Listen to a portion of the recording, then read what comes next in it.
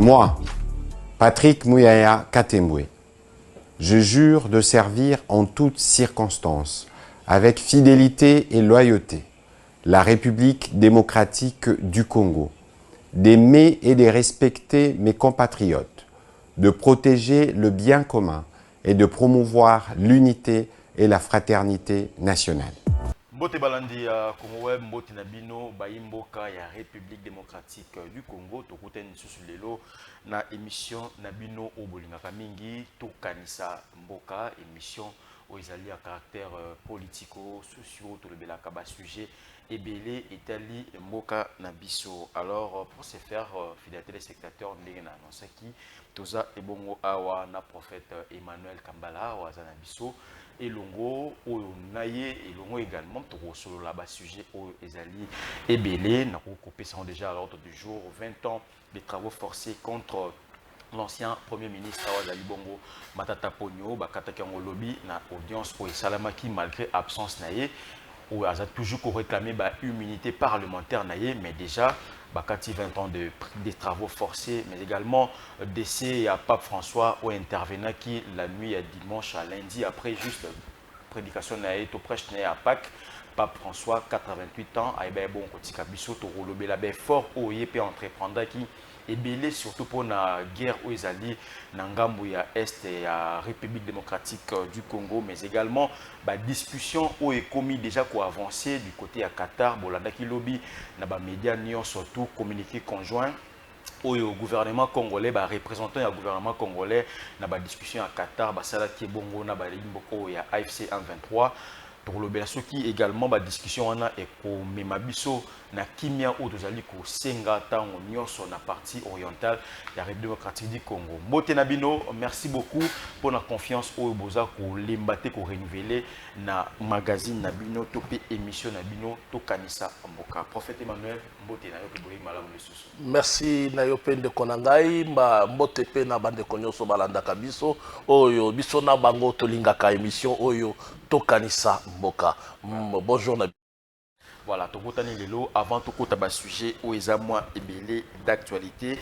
Tout le belana nous décès à Pape François 88 ans après Pâques dimanche la nuit à dimanche à lundi à ebe kotika mokili oyo réaction no ezali par rapport ezali ya mawa parce que to perdre moko na basali tango ndeko na bino azali na matanga ezali yo muto za na matanga parce que aza moko na bakambi ya ba ecclesia aza moko na bakambi minene ya ecclesia donc to souhaiter ba condoléances na bandeko na biso nyonso ya catholique pe bandeko na biso nyonso oyo bazali na pasi ya kobungisa nganga na nzambe monene lokola Pape François donc eza penza mwa pasi mingi. Voilà, tout le belapé mingi na o etali liwana ya Pape François o esali pasi na monde entier mais également casquette o ya déployé qui on a conflit o esali déjà près de 30 ans dans la partie orientale dans la partie est de la République démocratique du Congo. Casquette wana au Pape François a essayé de déployer pour que kimia ils ont un mboka ben fort wana yo évaluer. Il était clair. Pape François Bombakate alobaka balongola maboko na bango na kati na Afrika, balongola maboko na bango na kati na Congo, batika Congo s'épanouir. Parce que azali moko na bato azali ko bomba lolemo na été, ndenge balobaka il cachait pas sa langue dans sa poche. Mais il parlait, il disait ce qu'il pensait. Et makanista ezala kinini c'était la liberté de l'homme. Moto abika na bonsomi totalement toyeba na kokabola oto zali na yango. Alors na kolanda makamo baloba na ye oya yaki kotala biso dernièrement awa ezalaki tout simplement alukaki lobiko pe kimia ya Congo. Yango kokufa na ye ça nous fait mal au cœur parce que azali moko na ba ya présenta ki biso que azali ko participer na biso.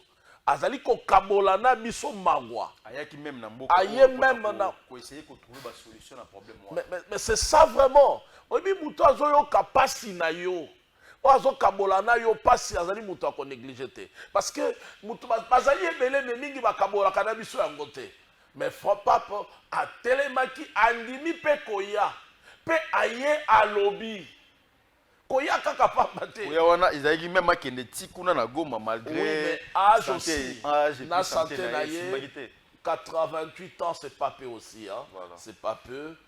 Akende Opema na Kimia, Kolonzamba zwa Molimo na ye. Mais ça passe Kobungi Sabato, Bazana Makanisi Malamo. C'est ça vraiment. Et ça passe Kobungi Sabato, Bazana les Kanisia, Baïba Valérie Yamoto. Voilà. Et ça passe parce que Pape François, là, qui dit que Ayebi Valérie Yamoto. Abi bolongo la maboko na bino na Afrika. Bolongo la maboko na bino na Congo. Parce que ce qui fait la guerre de l'Est, ezali maboko ya ba multinationaux. Et il a demandé aujourd'hui, toza kobika chemin wana oyo papa lobaki na. Donc maloba wana est impacté par rapport à conflit wana et puis na ba solution au doit poser là. Oui, parce que nyonso tikoya ya papa, n'oublions pas aussi la diplomatie de chef de l'État, parce que za mokonzi ya mokanda ke kobengisa ye. Donc quelque part papa a kontina emoniseli oyo libota na ye ezaki kozela biso libota na ye. Donc ti lelo toza kobika kaka yango. Tokobika yango parce que bolongo la maboko na bino. Aujourd'hui la Belgique n'est plus en association avec le Rwanda. En dehors de ça, c'est la Belgique d'abord.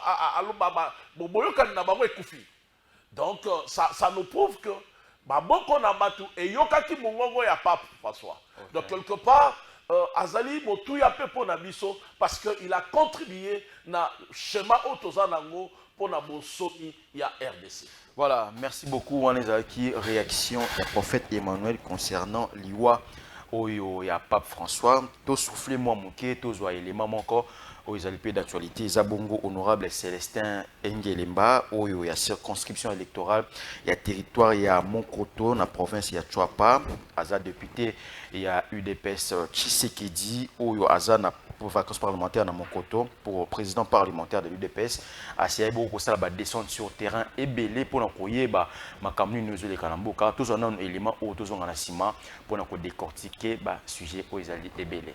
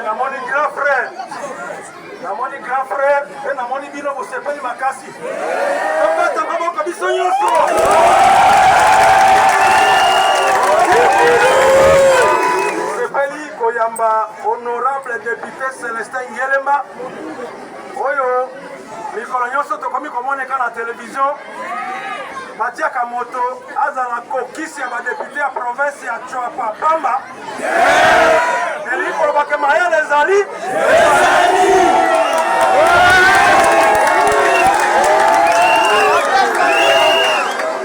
nasepeli nakokisina na Nzambe mpona mona bino bino mpe mpona ngai mpe nakobanda mpenza ndenge nakumisi Nzambe nalobi na biso nyonso territoire ya Monkoto ete toyeba mpe nakobondela na oyo nyonso ezali vision ya chef de l'État Félix Antoine Tshisekedi Tshilombo.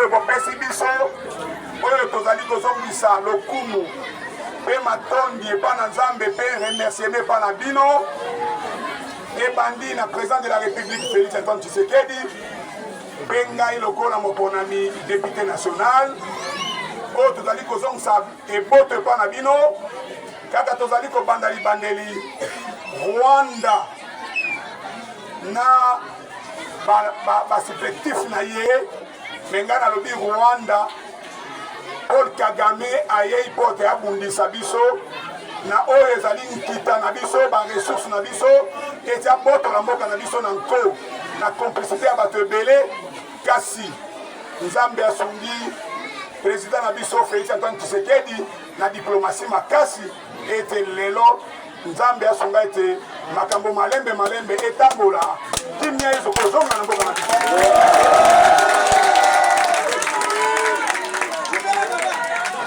mais ata bongo na uta place nazalaki tozali koloba ete mboka na biso ebongi tobatela yango na kanza nyonso yango na koloba na bino nyonso ezali mpona bitumba wana te kasi mpona pays na biso mpona intégrité territoriale nakosenga bana monkoto nakosenga bana monkoto ndenge nauti kosenga uta na libanda ekino lelo koyebisa bino ete nation congolaise ezali na besoin ya bacombattante na bacombattant ndenge mwana oyo bakati ye liboko babetaki ye mpo na nini babandi koyebisa ngai eloko ya ntina ezali te kuna bapolisier bazali lokola koleka ta nzambe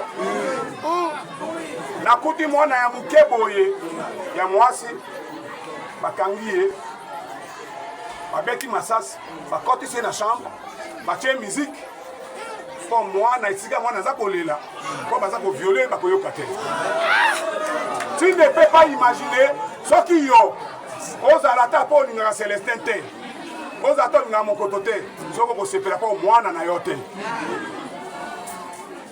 nayebi biso souffrance moko uta na inzolo sanguka moko amande kaka moke ka 500 1 million moya koloba te mokoto oye mokoto oye na koloba nyonso te kasi napusani na ye kokóma na Isanza soki omoni esika babombaka bato donc esika bakangaka bato bangulu c'est-à-dire yo soko nyokota il faut kokoma lokola nyama boye otambola lokola makako lokola sombo bokota na esika wana c'est la police de Mongo. Boyo kangai bien. Boyo kangai bien. Oti kangana évoluer. Isanza Putulo. Toyo kani hein? Okotoye. Okotoye. Dina nangai ezali botinda kingai pona zura no makamo na ya kosala baza redevabilité na yebisa bino ngai na moni. Bino de bakolo pouvoir po banda ni ete bino de batata na ngai oyo ni loba bozo kata ngai natika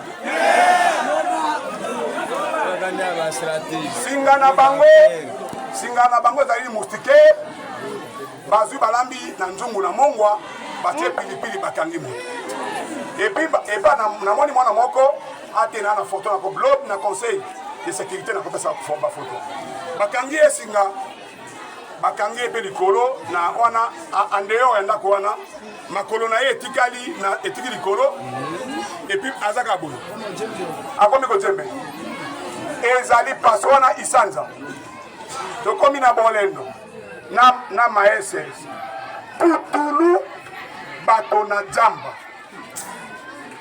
kiti te pano te radio te mwasi ya moto te ozwaka ye oleki bibali nyonso libanda na makambo ya mike oyo eza na ntina te nazwa koloba na ndobo ntina esika nakomi na imo wampa basoda yango banani bovanda nie Jonathan edone bovanda nie oyebi bango me ngai nazoloba onga na mona soki mopila révérend oyo mosuba biso batie batie na wafanya nani bopeto wana za général toyokani ya mais hauteur ya makambo wana nyonso kombo na ye Luende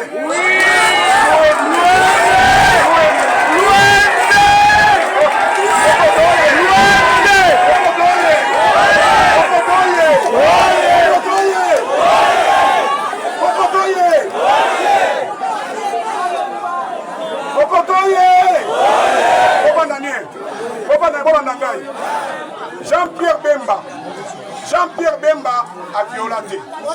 Jean-Pierre Bemba a bêtaté. Jean-Pierre Bemba a bombé mon côté. Mais il a fait la prison parce que les acquis est les manaillés. Luende doit être condamné.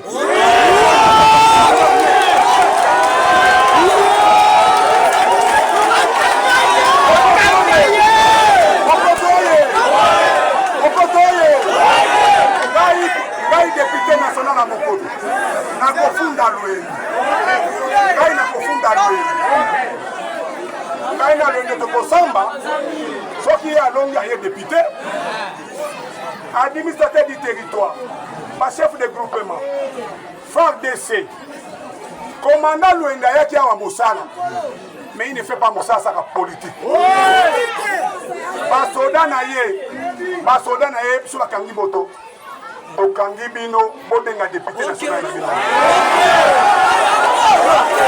Voilà, tozongi lisusu na plateau oyo ya émission Tokanisa Mboka. Sujet mususu na epengla ki na bandeli ezali bongo dossier Bukanga Lonzo.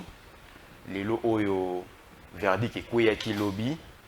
C'est vrai, ils ont aussi un peu tollé dans le média, mais justice est catégorique. 20 ans. Il y a travaux forcés contre l'ancien Premier ministre Matata Ponyo, mais également Deogracias Mutombo Pena ko accusé Moussoussou.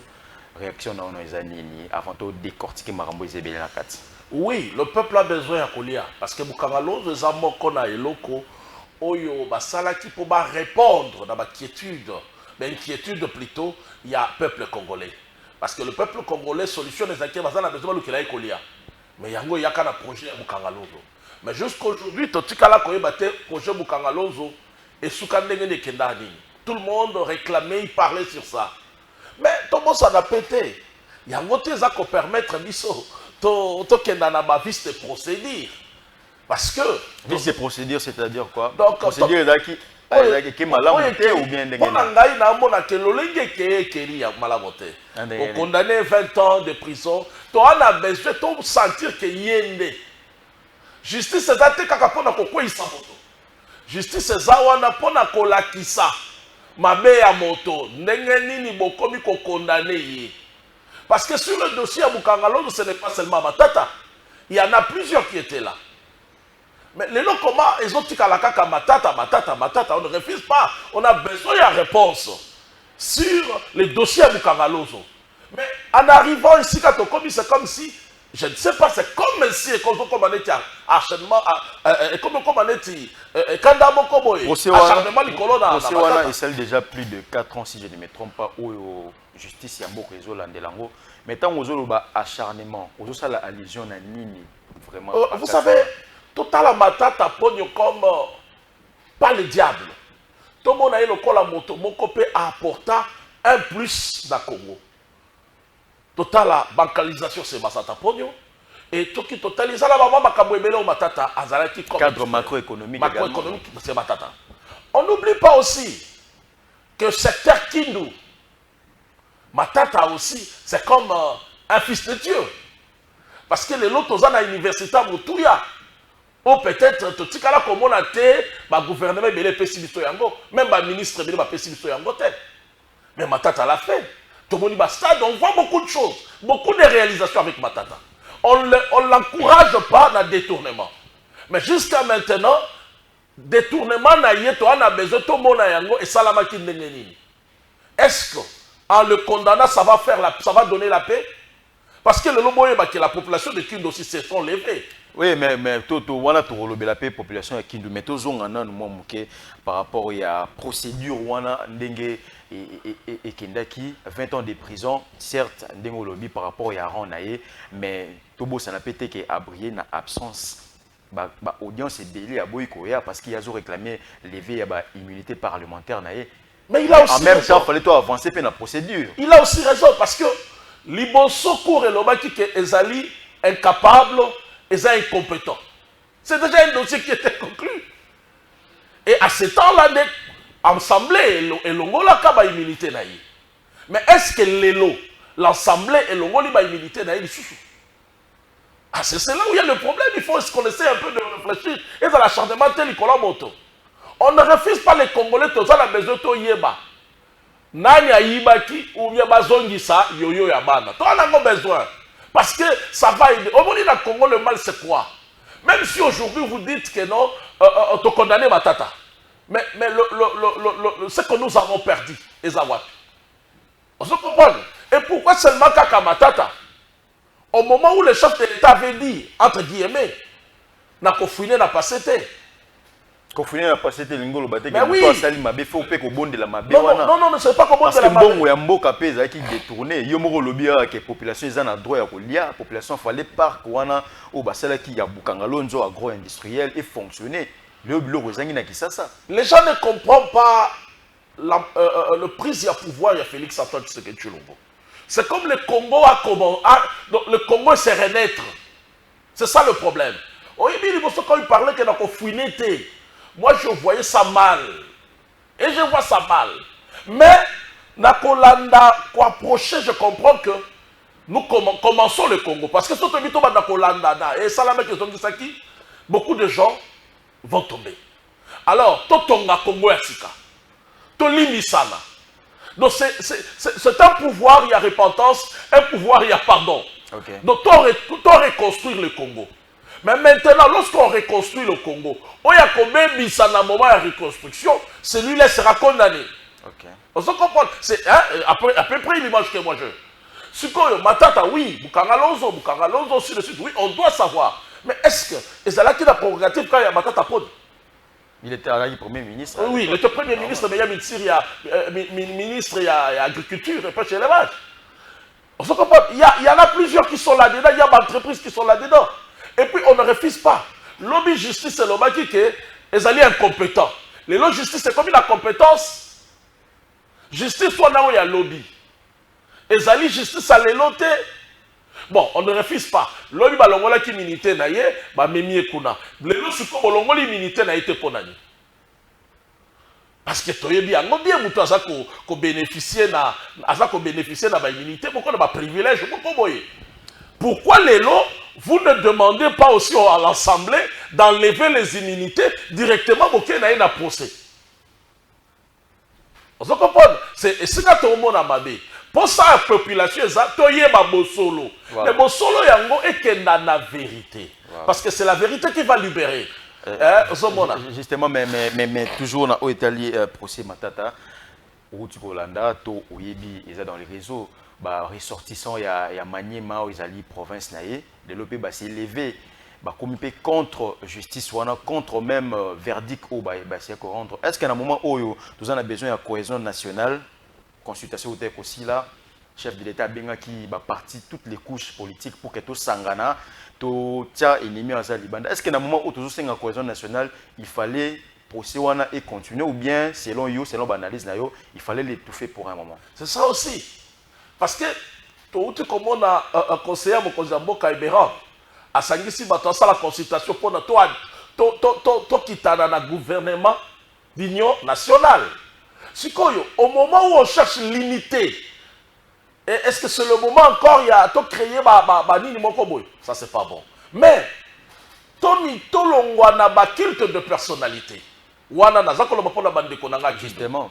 Parce que quand quelqu'un, parce qu'il est le vôtre, il a transgressé le principe de la loi, donc vous devez, il faut tout soutenir. Non, d'accord. Il faut tous aller ma partisan, tous aller ma patriote, tous aller ma famille à Congo. Et non, il y a battu. Mais sans pour autant ignorer aussi le temps que nous traversons. Tout ça, le Congo est un yiki. Ok. Parce que mon aïe, senga, épée bazanzinga zinga bokonzi. Ba meka kotali sa makamu susu botiana no mai na vigno. Donc c'est ça un peu mais na kozala vraiment pour bandeko ya kindote. Parce que ceux qui vont commis kosala na lolenge wana komi kolakisa neti bozali parce que matata aza ya bino. Non, to défendre matata kolandisa mibeko. Parce qu'il fallait balongola na l'immunité na yi. Tant que le Parlement est l'immunité na yi, te boko sambisa yi. Parce qu'on a débat de fond, on a place tout ça la culte à personnalité. Oui, c'est ça le problème. C'est ça le problème parce que les gens vont condamner matata. Matata boy koya parce qu'elle dit non jusqu'à maintenant assemblée na ne pesinga na maboko na binote. Et comme il likambo. Or justice a ya le lengeni parce que boko la justice biso biblia na biso lobi na biso la justice élève une nation. Donc cela veut dire il faut bosembo. Bosembo yango il faut ya bozongi na ko senga na parlement. Sima bokei na ye bobandi ko sambisa ye. Maintenant bosisi ko senga na parlement te. Boké ko sambisa ye bokondamner pays. Mais place wana pe moi yiki ezali tant muto aza déjà accusé justice eza na bosenga na ye lelo procès wana bandi lelo te yo yebi yango. Et ça déjà 5 ans, 4 ans déjà procès à Bukangalon Jezali. Mais pourquoi Babandagi non qu'on lève l'immunité n'est bandité? Parce qu'à l'époque, il y a non sénateur, ce droit. Oui, mais les vaca. Azaki sénateur, mais l'on a député. Ce qu'on bon, on se comporte l'ONU autosaki. Abimi, justice n'a pas mon lobby incompétent. Il y a pour ça, Bissaï. Ce qu'on est là compétent, ça veut où tu vois. Batomosu, occupé comme ça la lecture. Dire que commis acharnement. Okay. On se comprend. C'est ce que nous ne voulons pas. Tolingi l'unité nationale. Oui, les dossiers Bukangalo Zezalaka. Oui, c'est vrai que tout le monde a un côté bon et bima, mais tout le monde a un côté. Toi, on a un dossier belé, on écoute ça autant présent. On bon, on a un dossier tu es bakaté. Et ça, un dossier c'est belé. Si tu as un lampadaire, tu as un forage, un dossier est ça et belé. Surtout que à 45 territoires, surtout que la Chile, le dossier est belé, auquel on doit demander maintenant. Sukoyo, dossier au Sukanango Wakiango. C'est là où nous avons peur de notre justice aujourd'hui. On veut que la justice est à l'équitable, est longobani. Parce que tu as dit que mon konziamboka, pour la bisabiso, ton ecclésia, tu as dit que mission na ezali afin de savoir jalon la justice. Pour justice n'est pas élever nation. Ce qui nous soit comme il se référer à la justice à Congo. À Kobanga, la émission qui m'a détourné pour Zalate. Et c'est belé les lots. Et c'est belé. Vous pouvez citer, oui, Bukangalo, c'était dans environ enveloppe il y a 250 millions. Mais tout ça, le dossier belé awa. Et c'est belé. Donc, est-ce que la justice, bon, comment on a été que dans le lingata, bon, il était que Bassam Batata. Mais bakene nango na lolenge elongo bani pe batala to inata ronini. Et puis ba yeba quand même, on ne dit pas que d'ignorer la loi, mais non, mais c'est un sénateur. Azaki sénateur ba longo la a commis député lelo. Pourquoi les lobo ko senga yé pété encore sur l'assemblée na yé ba lever immunité na yé? Pourquoi seulement les condamner? Pourquoi Niniwana? Bon, lobby que dossier c'est Zalaka. Mais dossier wana, souci de Balobaka Bazali et Bazali a une compétence. Il y a comme ça dit ça. Les lois commis la compétence. Les lois commis la compétence. C'est là où. Bakanisino souka pour na to clore na dossier. On a ngai batala mboka na momo toi on a besoin kimia. Toi on a besoin kimia. Toi on a besoin de sembo ya solo. Toi on a besoin ya ba sambi sabato te kolandi samakanisi. Hein? Voilà, merci beaucoup. Voilà. Surtout dans le temps où pour que Congo et Kangolama, Congo et Sikolama, ça demande qu'il y ait la paix. Ça demande qu'il y ait la paix. Ça ne dit pas que non, on favorise l'élite à ma province. Non, tu favorises les Congo, tu le Congo. Voilà. On est à Kibongo, Makanisinayo, par rapport il y a 20 ans. Il y a travaux forcés contre ancien Premier ministre Matata Ponyo. Si je me suis allé important au photo lobela, l'émission Auto Kanisa Mboka, si je suis allé bongo ba négociation au salam à niveau ya Qatar, gouvernement congolais, ba représentant du gouvernement congolais d'un côté et puis ba représentant il y a AFC 123 de l'autre côté. Lobby qui pour la première fois la chaîne nationale Nabiso battant communiqué conjoint où il y a deux parties. na kati ya communiqué wana basengi trêve pendant période de discussion na bango, c'est le fait immédiat. Est-ce que les lots par rapport à négociation wana tokolo baba avancer et salami tokéi liboso na ba négociation ou bien tous attendre les lots comme selon réaction na prophète Emmanuel? Oui, il y a déjà des avancées parce que les lots comme on a c'est pour la première fois tout le monde a communiqué étant à la chaîne nationale il y a bango mibale. Voilà. Gouvernement na ba rebelle wana. Et qu'on a déjà que toké nzela malamu. Les indicateurs à malamu. Et ça indicateur moko ya malamu de konanga parce que ce kotali e balimpe ke na sima mikolo to comme on a visite ya ministre belge oya ko tambola côté wana. Donc ça prouve déjà que boyokani moko ya malamu yali. Et c'est là nous devons maintenant être derrière cette diplomatie parce que c'est la diplomatie qui nous a pour accoucher. OK. Parce que vous devez savoir ça li solo wana tiba comme Maradona ba ke ne Qatar. Et ça, c'est la diplomatie.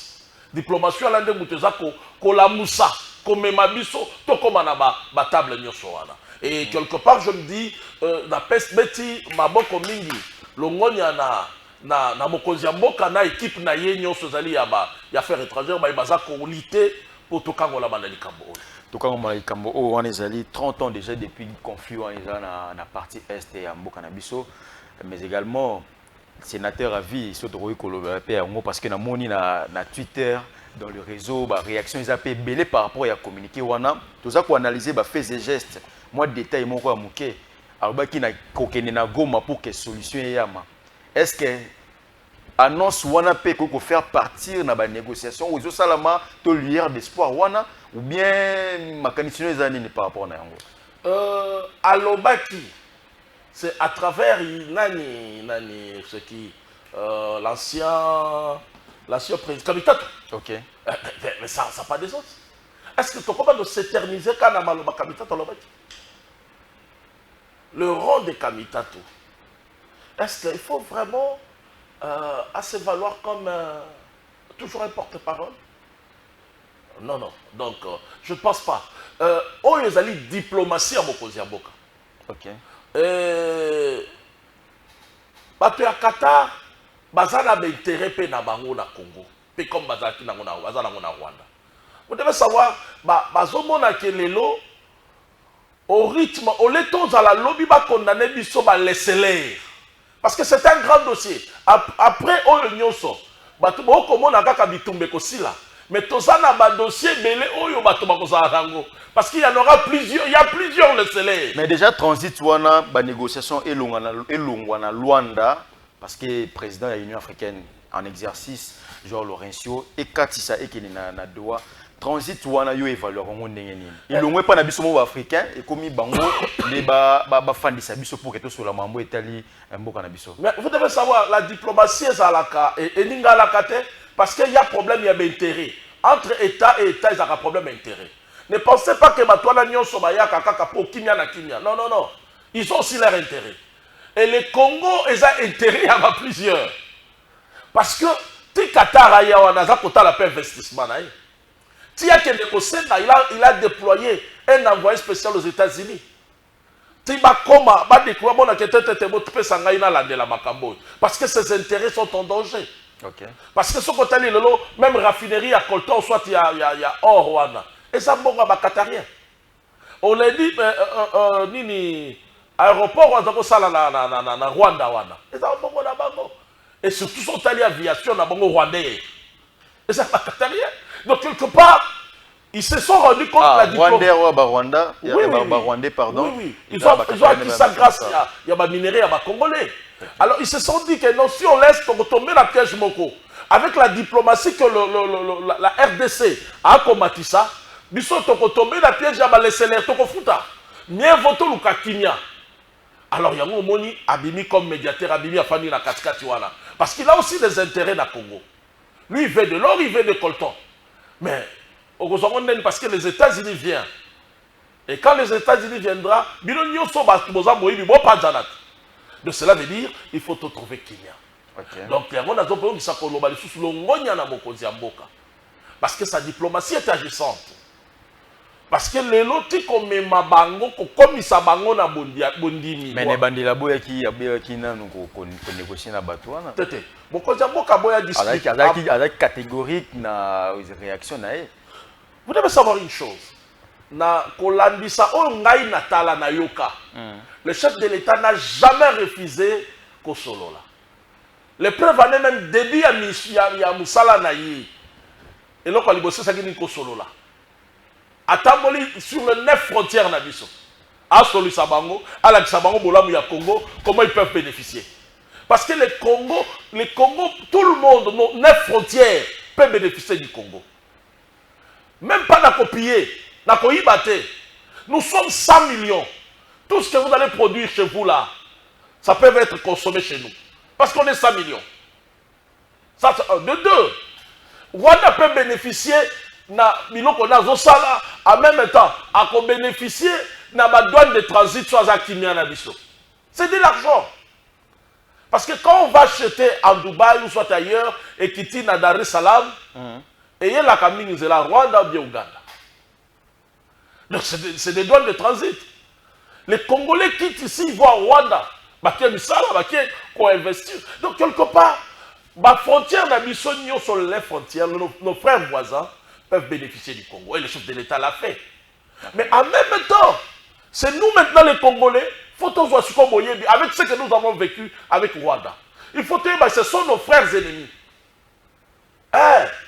Donc, les lolobi pas qu'on l'a tamoli, momoko boye attaqué. Donc, il faut préparer maintenant ceux qui sont à l'intérieur. Okay. Parce que nous avons des frères, 9 frères, mais qui peuvent aussi être des ennemis.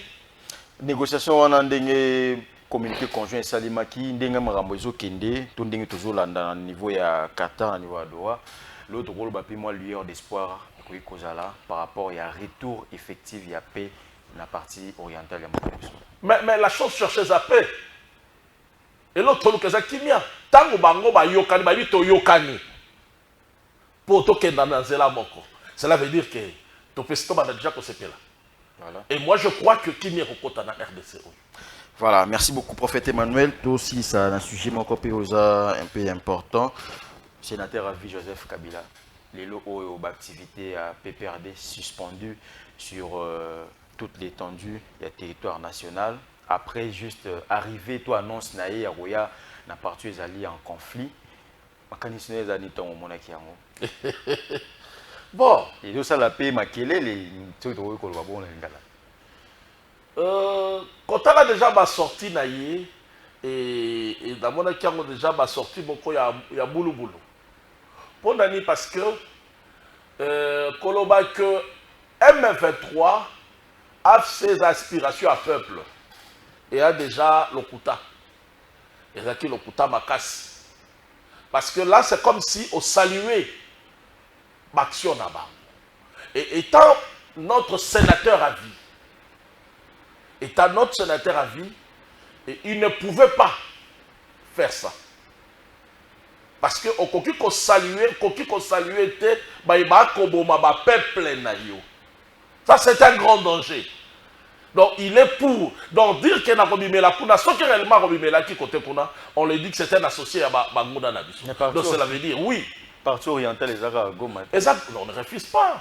Ezaka Gomate, parti oriental. Yé Azali, abatelani na bamibe komoko. Oyeba que pour la Joseph Kabila Abima. Et c'est un café de route. Parce qu'Azali, c'est la vie. Mais il y a un qui est exilé pendant presque 1 an. Exilé pour Nanini. Totikala comme on a tes mandats. Totikala comme on a un côté. Attends les lots, koyo, perquisition, ainsi de suite. Toko mituna mais perquisition, oyo, bato bazoya ko fouiller na kona bango, basi bayebi. Bon, tout ça makamusu na molongo te. Totalaka makambo mususu tokendaka nango na lolenge longo badit. Ye akimi mboka azalaki inquiété na nini parce que batinda mandat ya kokanga yete eloko moko te même tita mokonzi ya mboka akoloba que c'est Kabila qui est derrière, qui est le patron ya AFC. Peut-être ça se sentait qui est en danger par rapport à la déclaration. Non. Ce qui a lobby bongo, de ce que je donne raison à la chef de l'État. Parce que l'homme le mieux informé, c'est le chef de l'État. alobi na biso Kabila nde mokonzi ya AFC. Mais batikala kotindela ye mandat te. Totikala komona ta justice mon côté ministre ya justice atelema yebisa biso comme na maloba ya mokonzi ya mboka toke de parce que pour que le chef de l'État parle eza na ba service kili o esanganaka ememeli ye o ya koloba. Mais même prophète Emmanuel, même koya na ye na Goma wana ezaki démenti na niveau ya PPRD ou Rolanda qui na ba chaîne sous Ferdinand Kambere azali secrétaire permanent na parti na bango le que comment est-ce que le gouvernement congolais peut se baser na oizali ba bruit ya ba réseaux sociaux dans la place ya pour ba renseignement. Est-ce que toi qui nana no malpe bino bolobi omoni makambo yo lelo na yokaki na yoki et puis na monaki balongoli il est PPRD na makoki ya sur l'étendue ya mboka l'activité na bango. Mais nyonso wana vous devez savoir une chose. Eza moko na ba makambo esi salama. Vous vous rappelez la période il y a Roger Lumbala. Roger Lumbala kendaka est. Balongola ye na parlement, ba suspenda parti na ye. Parce que azalaki ko marcher na boyo kanité na République ya Congo. À l'époque il y a Joseph Kabila. Lelo ya bimi alobi que mouvement M23 les aspirations à peuple. Hier, on a sénateur à vie. Donc, si vous avez bomi biso wana, ba nyokoli biso ba violer biso équipé yété. Mais M23, les aspirations à peuple. M23, moi bandi lelo. Donc, c'est là où maintenant on se dit, on essaie un peu de réfléchir, on se dit non, ce que le chef de l'État avait dit, il a raison. Par rapport à la posture de sénateur à vie, à quoi adopter attitude? L'attitude qu'il fallait s'adresser au gouvernement congolais. Parce que jusqu'à maintenant, condamnation de mon côté c'est ce qui nous étonne.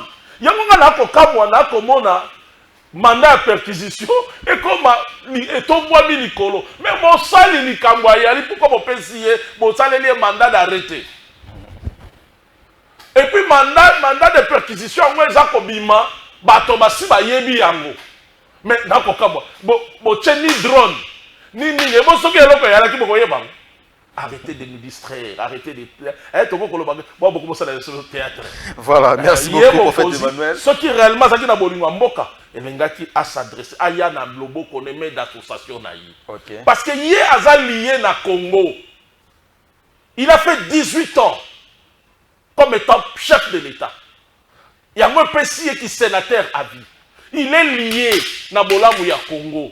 Okay. Donc cela veut dire que quand le Congo a le problème, lui doit venir. Il faut y avoir une association.